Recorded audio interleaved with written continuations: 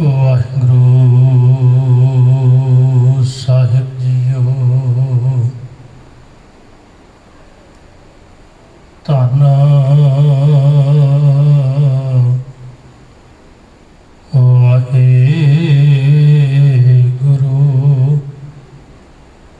ਸਾਹਿਬ JIO.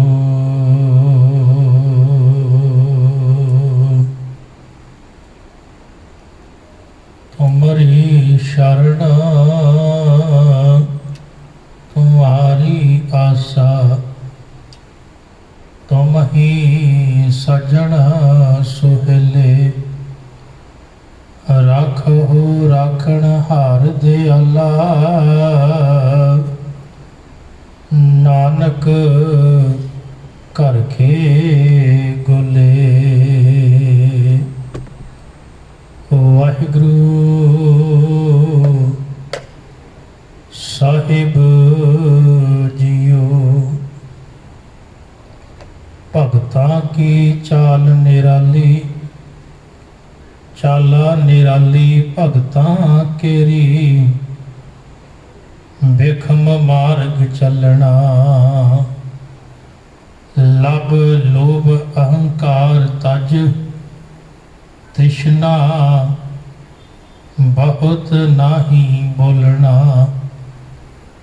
खन्यो तिखी वाल हो निकी। एत मार्ग जाना, गुर प्रसादी जिनी आप तजिया। हर वासना समाणी, कह नानक चाल भगतां। जुगो जुग निराली, कह नानक चाल भगतां। जुगो जुग निराली। वाहिगुरू जी का खालसा, वाहिगुरू जी की फतेह। परम सन्मानियो गुरु प्यारी, गुरु सवारी गुरु साजी सत संगत जीओ। साहिबां दे पावन चरण कमलों विच हाजरियां लवा रहे हो। रब्बी बाणी दा पाठ आप जी ने बहुत प्यार नाल श्रवण कीता है। आओ समा है गुरमत विचारां दा। धन गुरु गुरु अमरदास सच्चे पातशाह जी साहिबां दी पावन रसना तो उचारण की हुई आनंद साहिब की पावन बाणी दी आपां लड़ीवार तो विचार साझी कर रहे हाँ। आप जी ने बड़े प्यार नाल 14वीं पौड़ी का पाठ श्रवण किया है। धन गुरु गुरु अमरदास सच्चे पातशाह जी ने इस तो पहला जो कल आपां बचन विचार किए सन कि इस संसार के अंदर ऋषि मुनि देवते मनुख अमृत की भाल कर रहे हैं। ते जिन्होंने गुरु की बख्शिश राही अमृत की प्राप्ति हो जाती है, रब्बी गुणों की प्राप्ति हो जाती है, रब्बी नाम का खजाना उन्होंने प्राप्त हो जाता है।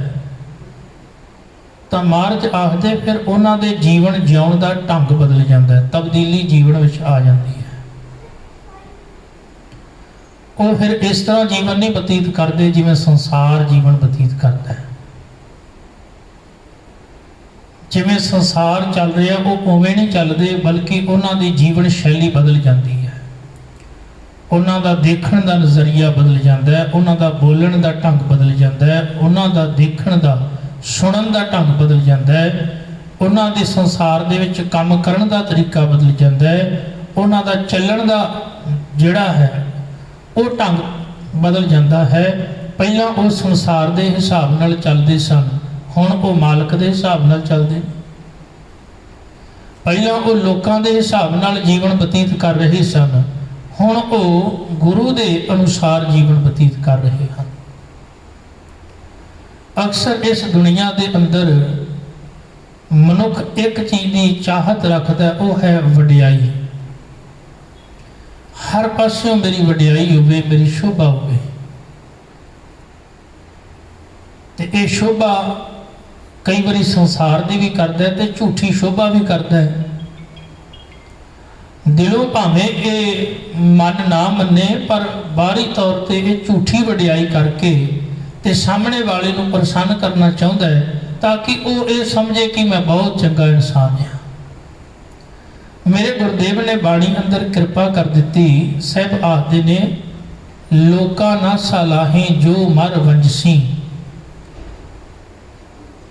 दुनिया ना सलाहें।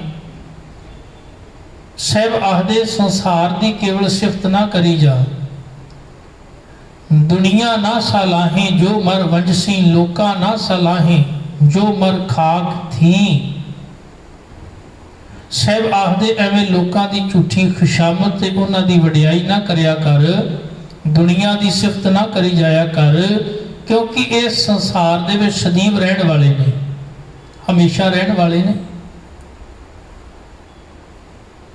गुरमुख सदा सलाही है, सच्चा बेपरवाह। जेड़े गुरमुख होंदे ने, गुरु के आशे अनुसार जीवन बतीत करने वाले ने, वो सदा ही उस सच्चे की वडियाई करते हैं, सच्चे की सिफत सलाह करते हैं, उस सच्चे के दर्शाए मार्ग ते चलते हैं। इस करके संसारियों विच ते निरंकार के राह ते तुरन वालियां विच फर्क है, ये अंतर है। ते महाराज ने उन्होंने बड़ा प्यारा शब्द दिता है, भगत। बहुत प्यारा शब्द है, भगत। महाराज आखदे, वो भगत ने जेड़े दुनिया तो हट के अपने जीवन को बतीत करते हैं। उन्हां दा जीवन जिहड़ा है बड़ा ही निराला ते वखरा हुंदा है। और गुरबाणी विचों सानू बड़ी सेध मिलती है।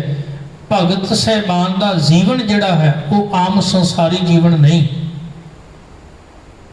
भगत कबीर साहब की जे गल करिए, जे भगत रविदास साहब की गल करिए, भगत सैन जी, भगत धन्ना जी, 15 भगत ने, ते उन्हां दे जीवन की विचार करके वेखो, तो गुरबाणी उन्हां दी पढ़ के वेखो, तुहानूं पता लगेगा भी उन्हां दी विचारधारा संसार की विचारधारा नाल नहीं मिलती।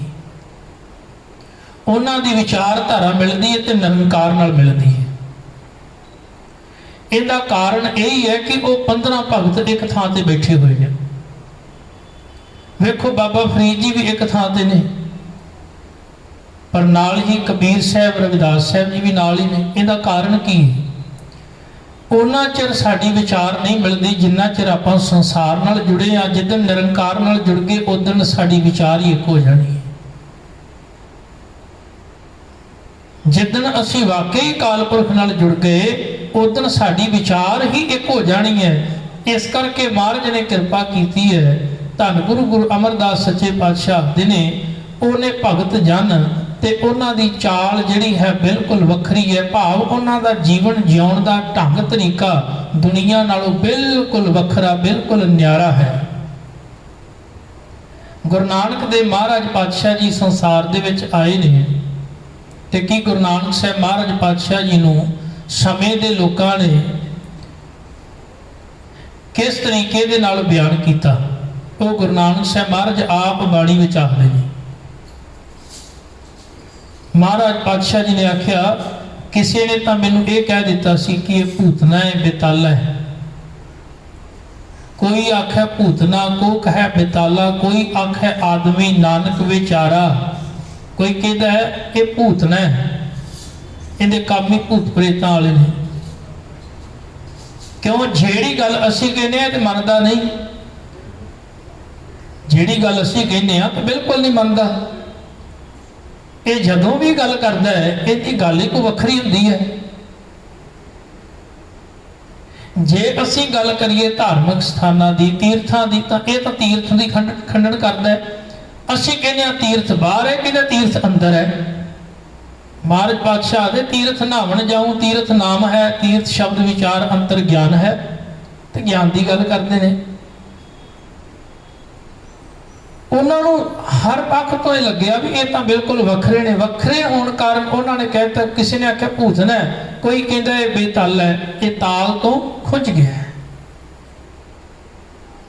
ਰਾਗੀ ਸੰਕੀਰਤਨ ਕਰਦੇ ਨਾ, तो एक सुर विच एक ताल दे विच जदों रहिंदे ने ते उदों बड़ा प्यारा लगदा, ते जदों सुर ताल खिंड जावे ते फिर रस नहीं हुंदा।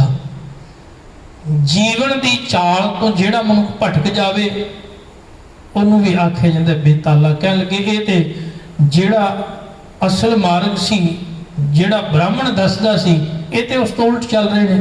ना ये वरतां नूं मनदे ने, ना ये चलीए नूं मनदे ने, ना ही ये कह लगे किसी देवी देवते नूं मनदे ने, ना ही ये किसी प्रकार के होर कर्म कांड नूं मनदे ने, ते सारियां नूं खंडन करदे ने।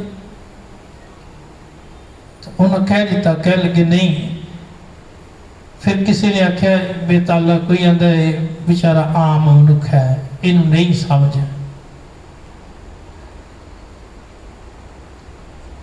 महाराज पातशाह आखदे ने मैनूं ते लोकां ने भूतना भी आख्या, बेताला भी आखे, कोई आखे भूतना, को कहे बेताला, कोई आखे आदमी नानक बेचारा, हाँ भया दीवाना शाह का नानक बहुराना। लोकी आखदे नानक ते पागल हो गया। वो कह लगे वाकई मैं पागल हो गया, पर केड़ा पागल होया? मैं रब दे प्यार दे विच दीवाना हो गया, रब दे प्यार विच पागल हो गया। हाँ हर बिन अवर न जाना, मैं ते रब तो बिना होर कोई जानदा ही नहीं। जिस मार्ग ते रब मैनू तोरदा ना, उस मार्ग ते तुरदा आ। और सच गल ये है, रब दे मार्ग ते विरला ही कोई तुरदा है। संसार दे राह ते भीड़ तुरी जाती है। कबीर साहब आखदे ने, एक औखद घाटी राम की चढ़ रहे हो कबीर। बड़ी औखी है, बड़ा औखा है धर्म नूं कमा के चंगा जीवन बतीत करके संसार विचों जाना, नहीं तो संसार नाल सहमति करके ते उन्हां दे नाल ते दुनिया जा रही है, तुर रहे ने सारे। पर जिहड़े भगत जन हन उन्हां दी जीवन शैली वखरी, उन्हां दा जीवन जिउण दा ढंग वखरा, वो हर वक्त तो वखरे ने। वो कोई कर्म कांड नहीं करते, वो कोई दिखावा नहीं करते, उन्हां दा जीवन कोई भेखी नहीं है। उन्हां दा जीवन जियो निर्मल बाहरों निर्मल, बाहरों निर्मल जियो ता निर्मल, सतगुर ते करनी कमाणी, कूड़ की सोए पहुंचे नाही, मनसा सच समाणी। उन्हां अंदर कूड़ फिर टिक नहीं सकता।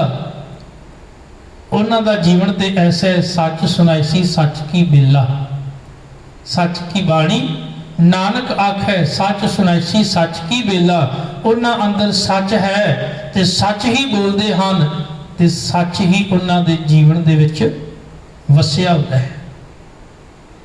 फिर कूड़ दी दुनिया दे विच नहीं फसदे, सच्चे मार्ग ते चलते ने, नेकी दे मार्ग ते चलते।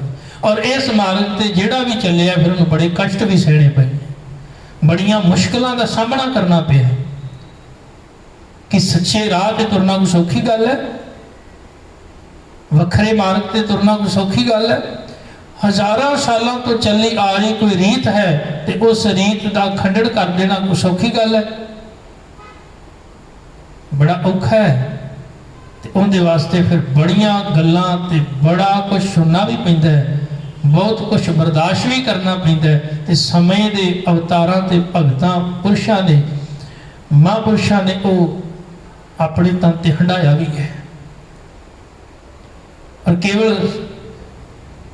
वो ही नहीं, जदों तो आए ने मंसूर वर्गिया नूं सूली ते चढ़ना पिया। क्यों? क्योंकि उन्होंने ये गल कह दी भी सानू रब की समझ प्राप्त हो गई है। किसी ने कह दिता मैं ही खुदा का रूप हाँ, किसी ने यह गल कह दी भी मैनू खुदा की आवाज़ जी सुनाई दी है। आदि शब्द वरते तो उन्हों का विरोध इस समाज के विच होया। मेरे पातशाह कृपा करते हैं, भगतां की चाल निराली, भगत जना की जी चाल है ना बिल्कुल वखरी है। अज धन धन साहब श्री गुरु तेग बहादुर महाराज सच्चे पातशाह जी का शहीदी दिहाड़ा है। ते एक दुनिया दे विच अखान बड़ा प्रसिद्ध है, लाला दौलत राय ने ये बड़े प्यारे बचन लिखे ने। लाला दौलत राय जी ने एक किताब लिखी है, ਸਾਹਿਬ ਕਮਾਲ ਗੁਰੂ ਗੋਬਿੰਦ ਸਿੰਘ ਪਾਤਸ਼ਾਹ। ਲਾਲਾ ਦੌਲਤ ਰਾਏ ਲਿਖਦੇ ਨੇ, ਜਦੋਂ ਗੁਰੂ ਤੇਗ ਬਹਾਦਰ ਮਹਾਰਾਜ ਪਾਤਸ਼ਾਹ ਜੀ ਦੇ ਜੀਵਨ ਦੀ ਕਹਾਣੀ ਨੂੰ ਮੈਂ ਪੜ੍ਹਿਆ ਤੇ ਇੱਕ ਗੱਲ ਬੜੀ ਸਾਹਮਣੇ ਆਈ ਮੇਰੇ, ਉਹ ਇਹ ਵੀ ਅੱਜ ਤੱਕ ਦੁਨੀਆ ਵਿੱਚ ਇਹ ਗੱਲ ਸੁਣੀ ਸੀ ਵੀ ਉਲਟੀ ਗੰਗਾ ਵਹਿੰਦੀ ਹੈ। ਲੋਕ ਆਖਦੇ ਹੁੰਦੇ ਸਨ ਵੀ ਉਲਟੀ ਗੰਗਾ ਇਸ ਦੁਨੀਆ ਦੇ ਅੰਦਰ ਵਹਿੰਦੀ ਹੈ, ਭਾਵ ਇਹ ਅਖਾਣ ਬਣਿਆ ਹੋਇਆ ਸੀ। ਉਲਟੀ ਗੰਗਾ ਬਹਿਣ ਦਾ ਇੱਕ ਇਹ ਮੁਹਾਵਰਾ, ਇਹਦਾ ਭਾਵ ਅਰਥ ਹੁੰਦਾ ਸੀ ਵੀ ਉਹ ਦੁਨੀਆ ਨਾਲੋਂ ਉਲਟ ਚੱਲਦਾ ਹੈ, ਜੋ ਲੋਕ ਕਰਦੇ ਨੇ ਉਹ ਨਹੀਂ ਕਰਦਾ। ਹੁਣ ਜਦੋਂ ਲਾਲਾ ਦੌਲਤ ਰਾਏ ਗੁਰੂ ਤੇਗ ਬਹਾਦਰ ਮਹਾਰਾਜ ਪਾਤਸ਼ਾਹ ਜੀ ਦੇ ਜੀਵਨ ਦੀ ਵਿਚਾਰ ਕਰਦੇ ਨੇ ਤੇ ਦੱਸਦੇ ਨੇ, ਉਹ ਆਖਦੇ ਨੇ ਅੱਜ ਤੱਕ ਇਹ ਤਾਂ ਸੁਣਾ ਥਾ ਕਿ ਕਾਤਲ ਮਕਤੂਲ ਕੇ ਪਾਸ ਜਾਏ। ਤੁਸੀਂ ਕਦੇ ਵੀ ਵੇਖੋ ਜਿਹਨੂੰ ਕਤਲ ਹੋਣਾ ਹੈ, ਜਿਹਨੂੰ ਕਤਲ ਕਰਨਾ ਹੈ ਨਾ, ਕਾਤਲ ਚੱਲ ਕੇ ਉਹਦੇ ਕੋਲ ਜਾਂਦਾ ਹੈ ਜਿਹਨੂੰ ਖਤਮ ਕਰਨਾ ਹੈ। ਜਿਹੜਾ ਕਾਤਲ ਹੈ, ਜਿਹਨੇ ਕਤਲ ਕਰਨਾ ਹੈ, ਜਿਹਨੂੰ ਕਤਲ करना है ਉਹਦੇ ਕੋਲ ਚੱਲ ਕੇ ਜਾਣਾ है। आज तक ये तो सुना था कि कातिल मकतूल के पास जाए, पर ऐसा नहीं सुना था कि मकतूल खुद कातिल के पास जाए। ऐसा करके गुरु तेग बहादुर ने उल्टी गंगा बहा दी कि गुरु तेग बहादुर महाराज पातशाह आप कातिल दे कोल चल के गए ने, दिल्ली दे विच आप चल के गए चांदनी चौक। ये दुनिया दे विच पहली बार होया। कह लगे मैं सुनिया सी भी उल्टी गंगा बहती है, लोग ये आंदे हुंदे सन, पर मैं वेखिया कदे नहीं सी भी वाकई भी कभी उल्टी गंगा बहती भी है। पर कह लगे गुरु तेग बहादुर महाराज पातशाह जी आप कातिल चल के जाते हैं जिन्होंने कतल करना होंदा है, पर गुरु तेग बहादुर महाराज आप कतल होने वास्ते गए। कह लगे वो इहो जिहा करके मानो उन्होंने उल्टी गंगा बहा दी। महाराज गुरु अमरदास सच्चे पातशाह ने ये चाल निराली है, ये दुनिया नालों वखरी चाल है, संसार नालों वखरी चाल है। दुनिया के अंदर जिन्ने भी पैगंबर आए ने उन्हां दी चाल वाकई दुनिया नालों वखरी सी। ते जेड़ा फिर उन्हां दे उपदेश नूं कमाउण लग पैंदा है, परमेश्वर दे चरनां नाल जुड़ जांदा है, वो भी फिर दुनिया तो वखरा जिउणा शुरू कर दिंदा है, उहदी भी शैली वखरी हो जाती है। फर्क आ जाता है जीवन जिउण विच, अंतर आ जाता है। जिवें मैं पहला अर्ज किया है, उनके बोलों में फर्क आ जाता है, निमरता हलीमी सहज आ जाता है, उनके वेखण विच तब्दीली आ जाती है, उनके सुनने में तब्दीली आ जाती है। चंगी गल सुनता है, चंगी विचार सुनता है, चंगे बोल सुनता है, चंगे लोगों में बैठता है, माड़ी संगत में नहीं बैठता, वो चंगी संगत में बैठता है, चंगे लोगों की संगत करता है, क्योंकि उनकी चाल उन्हां वर्गी है जेड़े चंगे लोग ने, भले पुरुष ने।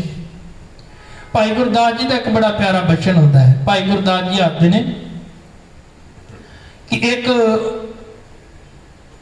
तेली सी ते उन्हें बैल रखा हुआ, ते ओ कोलू दे उत्ते पुराने समयां दे विच तेल निकलदा सी, वो बैल दे अखां ते पट्टी बन दिंदा है तेली जिहड़ा है, ते वो बैल जिहड़ा सारा दिन घूमदा ही रहिंदा, घूमदा रहिंदा, कोलू दे उत्ते बजा घूमदा रहिंदा। हुण वो जदों अखां ते पट्टी बन दित्ती बैल दे, ते अखां ते पट्टी बजी हुई, ते वो घूमी जा रहा है, पर एक मन दे विच उहदे ख्याल आ रहा कि कहंदा अज ते मैं बहुत दूर निकल गया वां, कल तो हुण मैनू इन्नी मेहनत नहीं करनी पवेगी, अपने मालिक की गुलामी नहीं करनी पवेगी, मैनू ये दुख नहीं सहना पएगा, क्योंकि मैं अज बहुत लंबा सफर तय कर लिया। सवेर तो चल रहा वहां, शाम हो चली है, चल ही रहा ना सवेर तो, पर अखां ते पट्टी बनी हुई है, चली जा रही है, घूमी जा रही है, सवेर तो लैके शाम तक घूमी जा रही है। पर की होया, भाई गुरदास जी आखते हैं जब शाम हुई तो मालिक ने अखां तो अगे पट्टी जो खोली तो वेख के हैरान हो गया, कह लगा तू उत्थे खड़ा है, जिथे सवेरे तेनू खड़ा किया सी उथे ही तू फिर घूम रहा है, शाम तक घूम रहा है, सफर तो कोई तय नहीं किया। ਜਿਹੜੇ ਸੰਸਾਰ ਦੀ ਚਾਲ ਚੱਲਣ ਵਾਲੇ ਨੇ ਨਾ, ਜਿਹੜੇ ਕਰਮਕਾਂਡੀ ਲੋਕ ਨੇ, ਉਹ ਅਸਲ ਦੇ ਵਿੱਚ ਇਹ ਭੁਲੇਖਾ ਪਾ ਲੈਂਦੇ ਨੇ ਵੀ ਸ਼ਾਇਦ ਆਪਾਂ ਬਹੁਤ ਅੱਗੇ ਨਿਕਲ ਗਏ ਹਾਂ, ਪਰ ਨਹੀਂ, ਐਸਾ ਨਹੀਂ ਹੁੰਦਾ। ਉਹ ਉੱਥੇ ਹੀ ਘੁੰਮ ਰਹੇ ਹੁੰਦੇ ਨੇ ਜਿੱਥੇ ਦੁਨੀਆ ਘੁੰਮ ਰਹੀ ਹੁੰਦੀ ਹੈ, ਜਿੱਥੇ ਸੰਸਾਰ ਘੁੰਮ ਰਿਹਾ ਹੁੰਦਾ ਹੈ। ਇਹੀ ਕਾਰਨ ਹੁੰਦਾ ਹੈ। ਇੰਨੇ ਸਾਲ ਹੋ ਜਾਂਦੇ ਨੇ ਪਾਠ ਕਰਦੇ ਆ, ਪਰ ਜੀਵਨ ਉੱਥੇ ਹੀ ਖੜਾ ਹੁੰਦਾ ਹੈ। ਕਿਉਂ? ਅਸੀਂ ਉੱਥੇ ਘੁੰਮ ਰਹੇ ਹੁੰਦੇ ਹਾਂ। ਮਹਾਰਾਜ ਕਹਿਣ ਲੱਗੇ, ਤੇਰੀ ਤੇ ਹਾਲਤ ਉਸ ਤੇਲੀ ਦੇ ਬੈਲ ਵਰਗੀ ਹੈ ਜਿਹੜਾ ਭੁਲੇਖਾ ਪਾਲ ਕੇ ਬਹਿ ਗਿਆ ਵੀ ਮੈਂ ਬੜਾ ਸਫ਼ਰ ਕਰ ਰਿਹਾ। ਨਹੀਂ, ਤੂੰ ਉੱਥੇ ਹੀ ਖੜਾ ਹੈ। ਜਿੱਦਣ ਤੂੰ ਚੱਲੇਗਾ ਧਰਮ ਦੇ ਮਾਰਗ ਤੇ, ਤੈਨੂੰ ਆਪ ਪਤਾ ਲੱਗ ਜਾਣਾ। ਪਹਿਲੀ ਗੱਲ ਹੀ ਇਹ, ਤੇਰੇ ਜੀਵਨ ਵਿੱਚ ਤਬਦੀਲੀ ਆ ਜਾਣੀ ਹੈ। ਤੇਰੇ ਬੋਲਾਂ ਵਿੱਚ ਹਲੀਮੀ, ਨਿਮਰਤਾ, ਪ੍ਰੇਮ, ਤੇਰੇ ਵੇਖਣ ਵਿੱਚ, ਤੇਰੇ ਸੁਣਨ ਵਿੱਚ, ਤੇਰੇ ਕਿਰਤ ਕਰਨ ਵਿੱਚ, ਤੇਰੇ ਹਰ ਚੀਜ਼ ਵਿੱਚ ਤਬਦੀਲੀ ਆ ਜਾਵੇਗੀ। ਆਪ ਮਹਿਸੂਸ ਹੋਵੇਗਾ, ਆਪੇ ਪਤਾ ਲੱਗਣ ਲੱਗ ਜਾਵੇਗਾ ਵੀ ਕੀ ਤਬਦੀਲੀ, ਕੀ ਬਦਲਾਵ ਆ ਗਿਆ। ਪਹਿਲਾਂ ਕੁਛ ਹੋਰ ਸਾਂ, ਹੁਣ ਕੁਛ ਹੋਰ ਆ। ਤਾਂ ਇਹ ਬੜੀ ਕਿਰਪਾ ਵਰਤਦੀ ਹੈ। ਭਾਈ ਗੁਰਦਾਸ ਜੀ ਆਖਦੇ, ਜੈਸੇ ਬੈਲ ਤੇਲੀ ਕੋ ਜਾਣਤ ਕਈ ਕੋਸ ਚਲਿਓ, ਨੈਣ ਉਗਰਤ ਵਾਈ ਠਾਓ ਹੀ ਠਿਕਾਨੋ ਹੈ।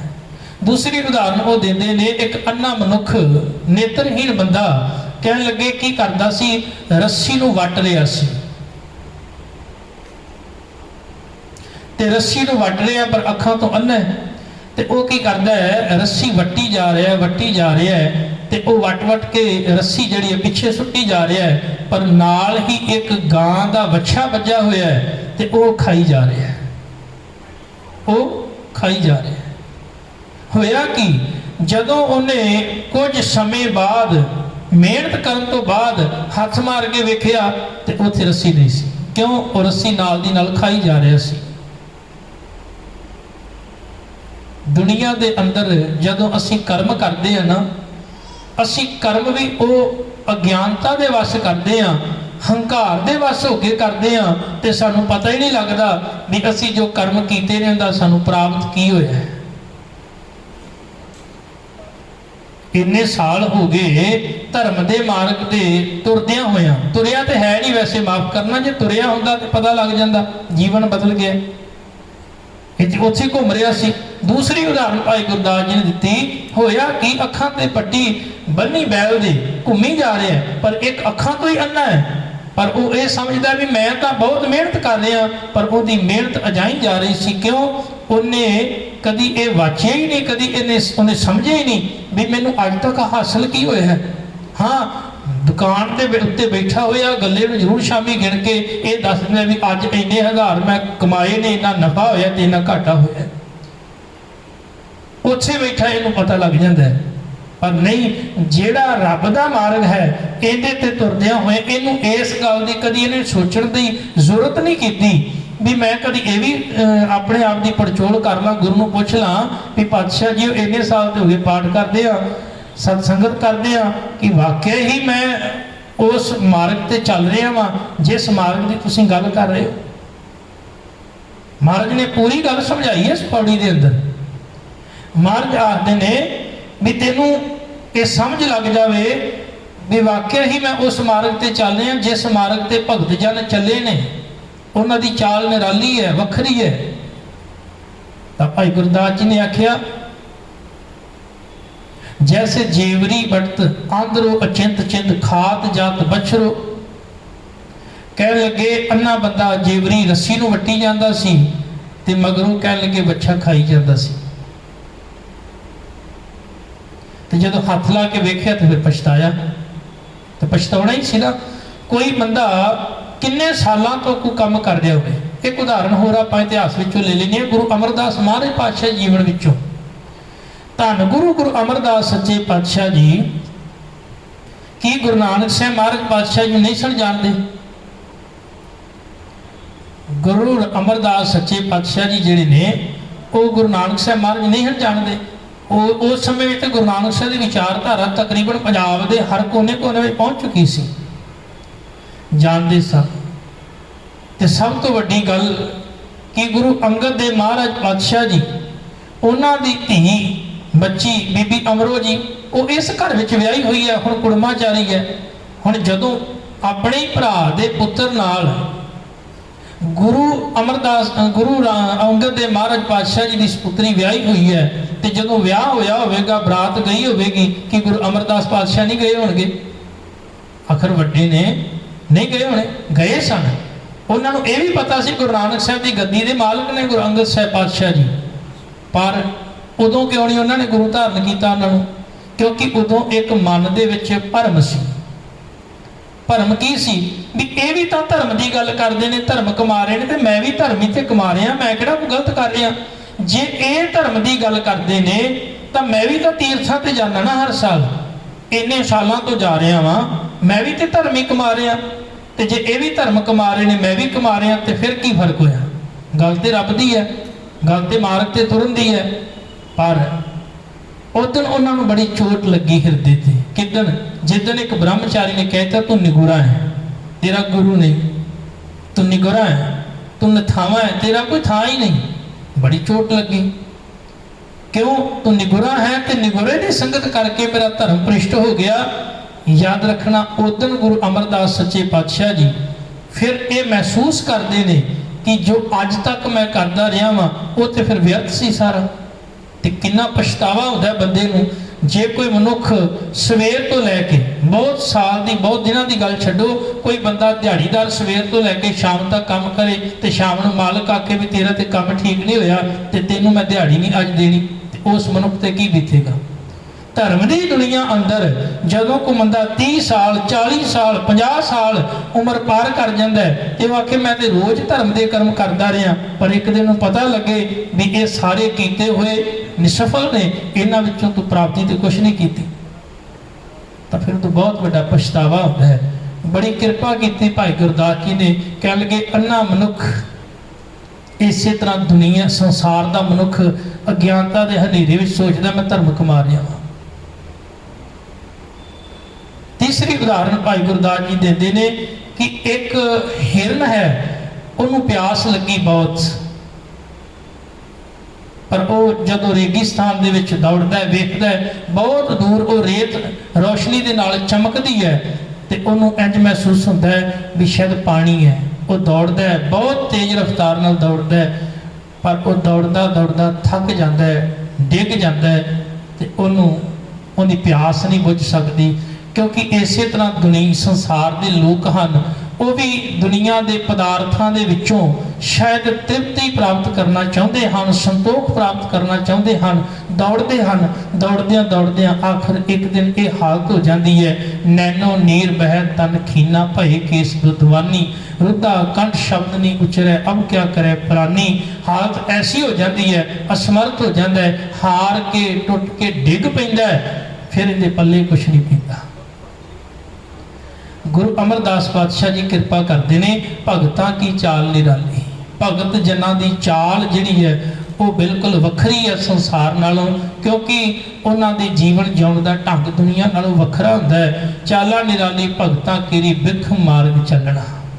ਜਿਹੜੇ ਭਗਤ ਜਨਾਂ ਦਾ ਜੀਵਨ ਹੈ ਉਹ ਅਸਲ ਦੇ ਵਿੱਚ ਇਸ ਤਰ੍ਹਾਂ ਜਿਵੇਂ ਬੜੇ ਔਖੇ ਰਸਤੇ ਦੇ ਉੱਤੇ ਤੁਰਨਾ, ਔਰ ਵਾਕਈ ਉਹ ਰਸਤਾ ਜਿਹੜਾ ਭਗਤ ਜਨਾਂ ਦਾ ਉਹ ਹੈ ਵੀ ਔਖਾ ਹੈ। ਗੁਰਸਿੱਖੀ ਵਾਲਾ ਮਾਰਗ ਬੜਾ ਔਖਾ ਹੈ, ਇਹ ਪੈਂਡਾ ਬੜਾ ਵਿਖੜਾ ਹੈ, ਹਰ ਕੋਈ ਮਨੁੱਖ ਇਹਨੂੰ ਪਾਰ ਨਹੀਂ ਕਰ ਸਕਦਾ, ਹਰ ਕੋਈ ਇਹਦੇ ਤੇ ਸਫ਼ਰ ਨਹੀਂ ਕਰ ਸਕਦਾ, ਬੜਾ ਸੁਚੇਤ ਹੋ ਕੇ ਤੁਰਨਾ ਪੈਂਦਾ ਹੈ। ਗੁਰਦੇਵ ਆਖਦੇ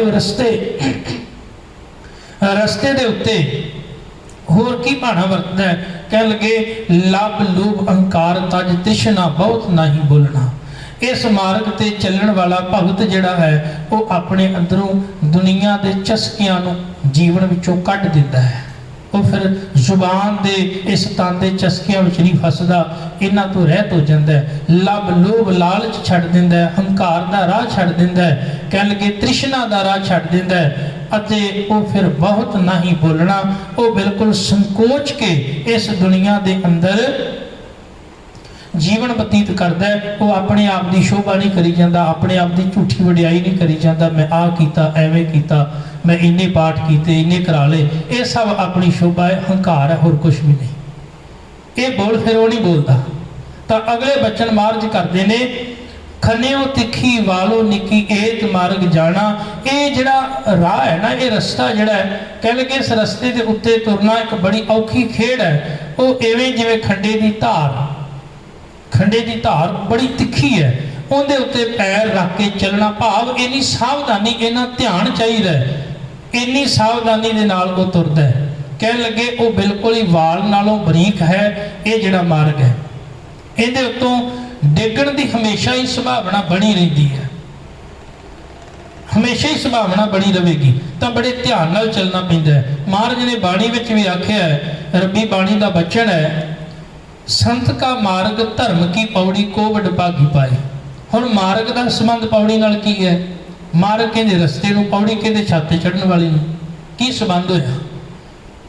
असल दे विच गुरु साहब समझाउणा चाहुंदे ने भी मार्ग ते रस्ते ते तुरना बड़ा सौखा है, कोई भी तुर सकदा है, फिर जिथे डिगेगा उत्थे सफर शुरू हो जाएगा। पर पौड़ी ते तां बड़े ध्यान नाल तुरना पैंदा है। कई बारी पौड़ियां ते लिखिया भी हुंदा है भी इथों ध्यान नाल चढ़िओ, ध्यान नाल उतरिओ। पौड़ियां ते सावधानी ध्यान नाल चलना पैंदा है। तां मेरे गुरुदेव आखदे ने ये जिहड़ा मार्ग है भगतां दा, जिस मार्ग ते रस्ते ते भगत जन तुर रहे हन, ये जिहड़ा है बड़ा ही औखा है, बड़े कठिन है। कोई गुरु कृपा बख्शिश होवे ते इस मार्ग ते फिर उतरदा है। गुर प्रसादी जिनी आप तजिया और वासना समाणी, गुरु दी जिन्हां उत्ते कृपा हो जाती, फिर वो अपना आपा अंदरों गवा दिंदे ने अते उन्हां दे अंदरों मायक पदार्थां दी वासना जिहड़ी है वो खत्म हो जाती है। कहे नानक चाल भगतां जुगो जुग निराली। नानक जी आखदे हन जेड़े मनुख परमेश्वर प्रभु के चरणों नाल जुड़ जाते हैं, फिर उन्हां दी जीवन जुगत जिहड़ी है दुनिया नालों वखरी हो जाती है, उन्हां दी चाल वखरी हो जाती है। सब कृपा करन प्यारिओ, असी वाकई ही गुरु के उपदेश नूं जीवन विच कमा के इहनूं धर्मी बनाइए, धर्म के मार्ग ते तोरीए, तां जो साडा सारिਆਂ ਦਾ जीवन सफल हो सके। होईयां भुलां चुकां दी खिमा। वाहिगुरू जी का खालसा, वाहिगुरू जी की फतेह।